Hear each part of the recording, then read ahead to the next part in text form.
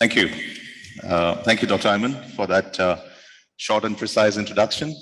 Some time ago, I think the last lecture, we were talking about social media. And over the last year or so, since COVID hit, and I was suffering from COVID, I was probably the first one in UAE to do that. I was within my rooms, 28 days, not going out. So I decided to go onto social media and communicate with my patients.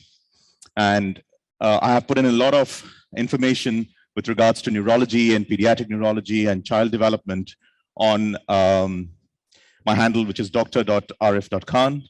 And if you have any spare time left, maybe you can just scroll through that. So I'm going to talk to you about cure in child neurology. I mean, we have a few audience here. I want someone to tell me what's the difference between cure and treatment. Anyone wants to have a go? Yes, ma'am. Just managing, yeah. Cure is to get rid of the disease and treatment is managing. Yeah, very close. So basically cure is restoration back to normal health or full health, whereas treatment is your attempt to improve health. Okay, and to date, there are very few conditions, not just in neurology, in any specialty, where we actually cure. Because if I have an infection, say, meningitis, hopefully not, and if I take antibiotics and I'm better, there is some impact of that left. And I'm not back to complete health, in spite of the fact that I'm going back to work. So cure is a overused terminology. And treatment is, of course, interventions to help improve your condition as such. So without further ado, I'll take you to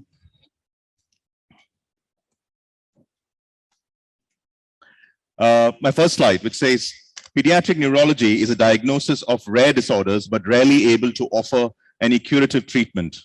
And traditionally, medicines, usually they don't help because the brain is a complex organ, and there is this devil called blood-brain barrier, which stops most of the medications from getting into your brain. But things are changing. So when I was entering pediatric neurology as a subspecialty, after finishing my pediatrics, they asked me, why do you want to go into that field? You can only describe things and watch your patients go through their misery until they reach their unalterable fate. To some extent, it's true. We can't do much, or we couldn't do much. You can only assume what's wrong with the brain, and if fortunate, can give it a name and then rarely do anything about it.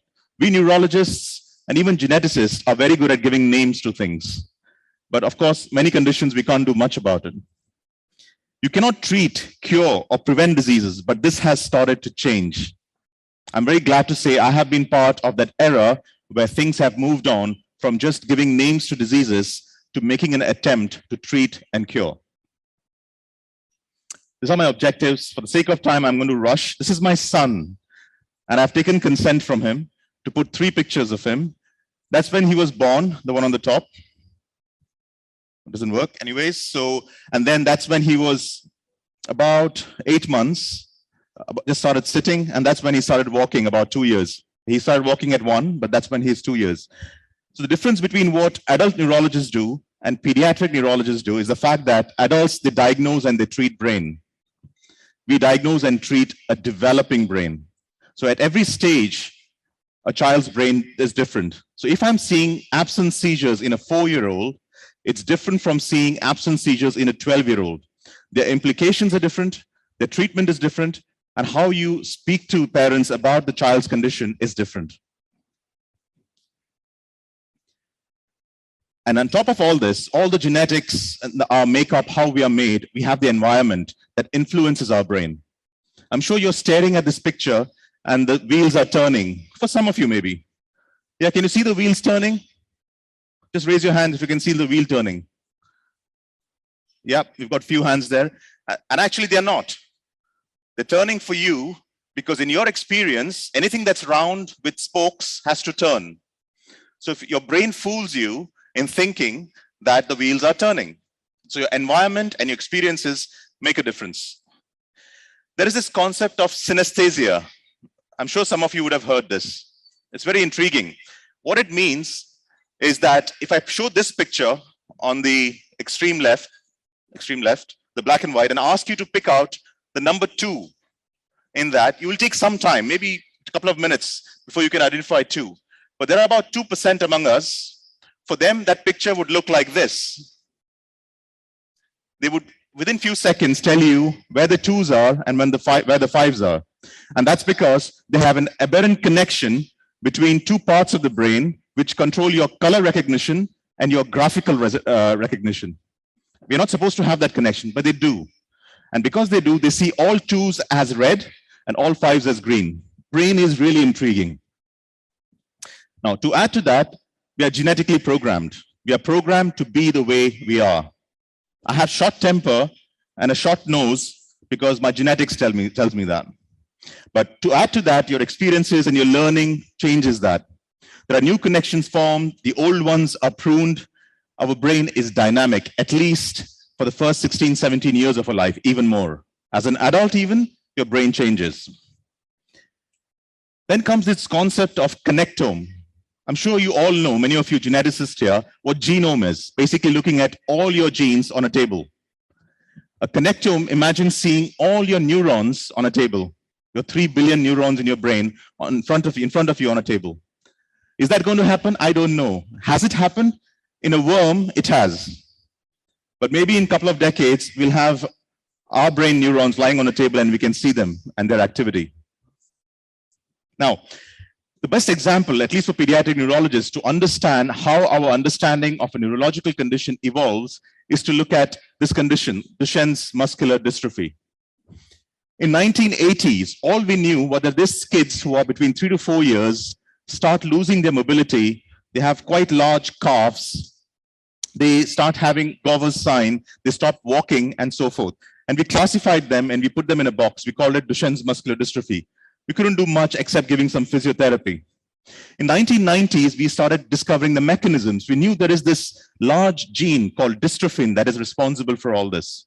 In 2010, and in the new century, we started manipulating with the outcome of the disease. We started giving them steroids, which helped us prolong their life and ambulation as well, making them walk for a longer period of time. We started giving them beta blockers to help protect their heart. So we were changing the overall prognosis of that condition and the quality and the length of the life. But now, currently, we are looking at treatments and cure. Best example being these. We have this phenomenal thing called exon skipping therapies, and we're using these medications to skip exons to help us treat many of the Duchenne's conditions. And the same company and the same group of people are working on limb-girdle muscular dystrophy as well. And there are also non-genetic therapies that are in picture. I'm not going to go into details of this, but the future is bright. And this is what a Duchenne's muscular dystrophy child looks like now. They are passing away from their 30 years, 35 years of age because our treatments are better than what they were 40 years ago. If I show you this slide, if I was sitting in a neurology clinic in mid-90s and seeing patients, I had about options of 8 genetic tests for Huntington's, myotonic dystrophy, Duchenne's, and so forth. Today, single test, I can do more than 200, maybe 300. And we have fantastic other methods that we could use, your whole exome sequencing and genome sequencing and so forth.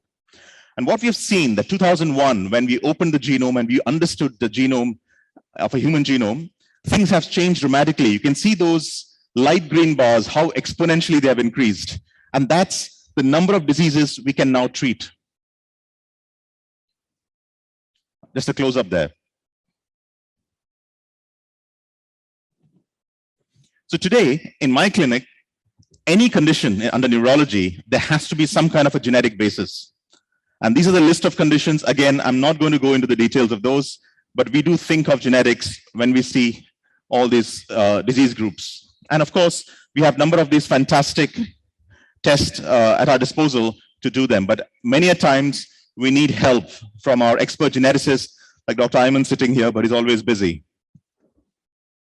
And not just genetics. I agree, Dr. Ayman, that genetics has contributed immensely, but a lot has to do with our technology as well. Now we have a 7 Tesla MRI, We can look at the brain as if we are looking at the brain in real, outside. We have these fantastic different modalities of MRIs and CTs and SPECT scans and functional scans that we understand the brain much better than what we used to previously. So if I divide the history of medicine into maybe 3 categories, there is the preventative, the symptomatic treatment, and the disease treatment. Okay, just keep that in the back of your mind. Preventative, no better example than these 2 gentlemen, Salk and Sabin, who developed polio virus vaccine.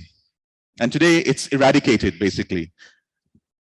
We pushed on from there and looked at vaccines in children for tens and many different conditions. And now many of them are eradicated and many of them are significantly controlled. What we've done, we've reduced death and we've significantly reduced morbidity in these kids. Developed newborn screening, more than 30 conditions. And for those conditions what we can do something about. The moment you diagnose them, if treated early, you can change the outcome in that child.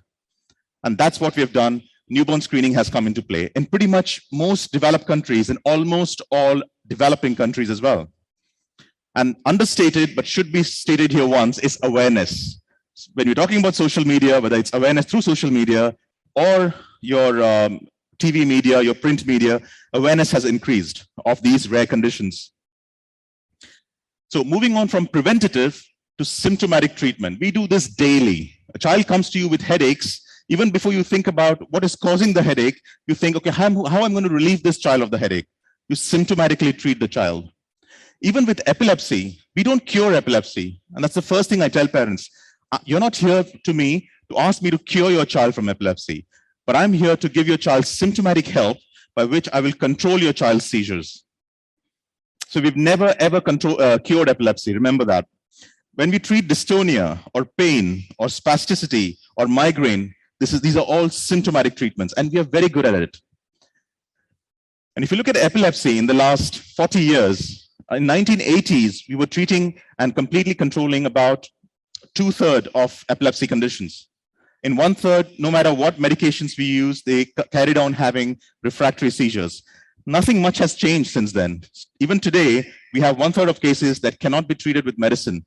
And therefore, we have thought beyond pharmacology and started developing a slightly different form of treatments like your responsive stimulators, cannabis, ketogenic diet, vagal nerve stimulation, and so many.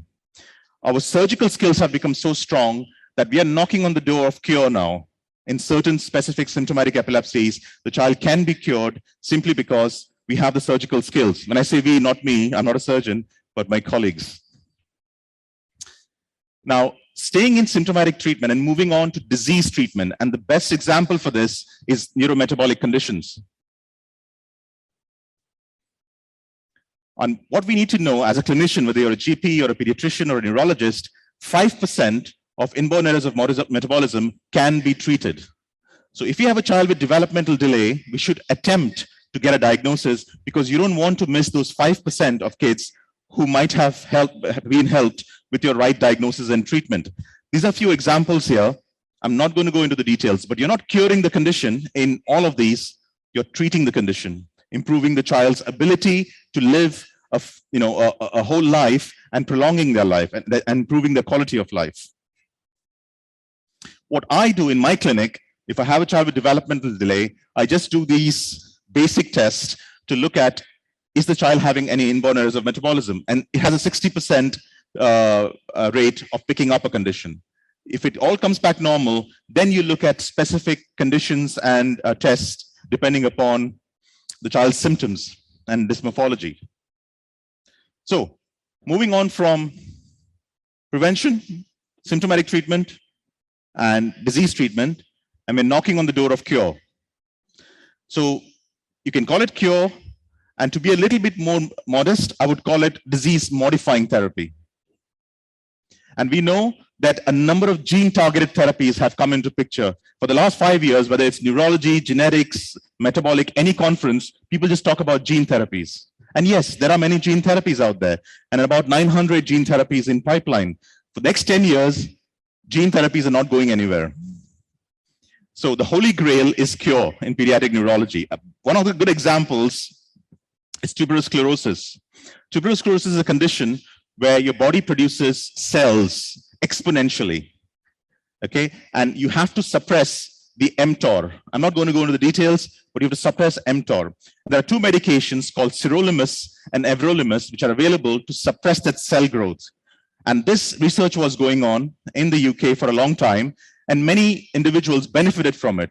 But the moment they knew that this medication will be used in the market, they pulled out the support in terms of financial support and funding for this particular individual, who then filed a case against NHS and NHS chiefs to continue treatment. It's an expensive treatment, you understand. But then now NHS has agreed to support kids with tuberous sclerosis with this treatment. That's a Ferrari, a dream for many, a reality for few of us, I guess. Dr. Ayman, you have a Ferrari? No, okay. So the reason I put it out here is Enzo Ferrari, the person who is the founder of Ferrari, his son had Duchenne's muscular dystrophy, and he's done a lot of funding to look at treatment for Duchenne's. When I talk to you about exon skipping, what I'm saying is, if you look at the top bit, the different exons on a gene, they undergo splicing and it leads to a very stable protein. If you have a defect, for example, you don't have exon 50, so your protein will look like this. Doesn't work. So what they do is they remove the exon 51, so you get a protein like this, which is shorter but functional. And this can treat 13% of children with Duchenne muscular dystrophy, this particular drug. And now they have gone into looking at many different type of exon skippings, and hopefully this will cover about 85% of conditions or under Duchenne's muscular dystrophy. And many other treatments are coming in for Duchenne's. 2017 was an excellent year for pediatric neurologists. And I can't see many neurologists. I think Dr. Arif Hussain is here, Saeed Hussain, somewhere here, there he is.